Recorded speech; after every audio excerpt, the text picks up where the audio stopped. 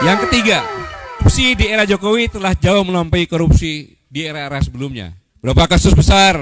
Contohnya kasus PT Asabri 23,74 triliun, Jiwasraya 13,7, EKTP 2,3, TPP 37,8, Bansos Covid 1,02, kasus BTS 8 triliun, total kerugian negara 93,32 triliun. Ini fenomena gunung es.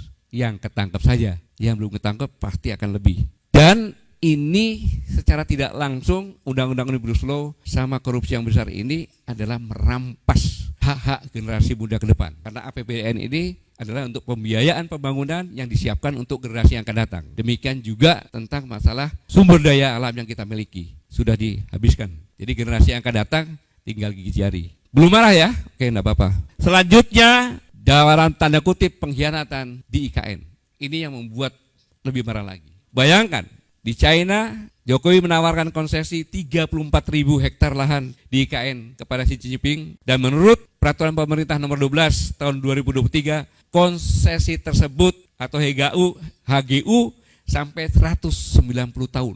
190 tahun. Belanda cuma 75 tahun HGU-nya, kolonialisme. Serta HGB, hak guna bangunan, dan 160 tahun bagi investor di ibu kota negara. Bayangkan itu. Sedangkan kita di sini cuma 30 tahun sertifikat. Iya kan? Bayangkan. Dan Presiden Jokowi juga minta Cina menyusun detail desain IKN. Untuk apa kita punya arsitek, ya, insinyur, universitas yang ada di kita semuanya.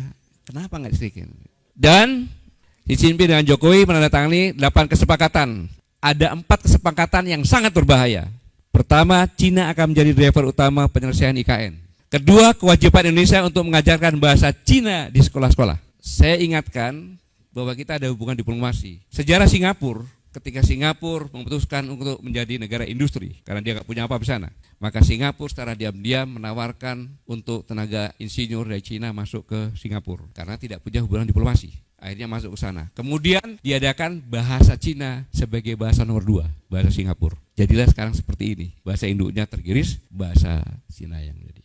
Kita punya hubungan diplomasi, jadi akan lebih cepat seperti Singapura kalau kita tidak marah dan diam-diam saja. Selanjutnya selain kewajiban untuk mengajarkan bahasa Cina di sekolah-sekolah, membuat 30 rumah sakit Cina di kota-kota besar. 30 rumah sakit di kota-kota besar. Bayangkan nih, apa yang terjadi. Keempat, yang lebih mengerikan lagi adalah pusat penelitian dan pengembangan bersama antara Indonesia dan China. Kalau namanya sudah pusat penelitian, itu adalah rahasia negara. Kita buka semuanya. Nah, seorang intelektual yang mengetahui ini pasti marah.